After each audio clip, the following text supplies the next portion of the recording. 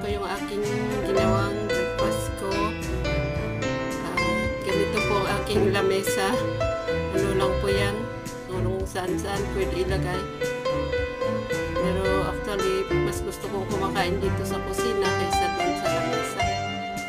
So, maraming salamat po sa inyong lahat. Sana ay nasa mabuti kayong kalagayan. At saka mabuting kalusugan. Maraming salamat sa inyo.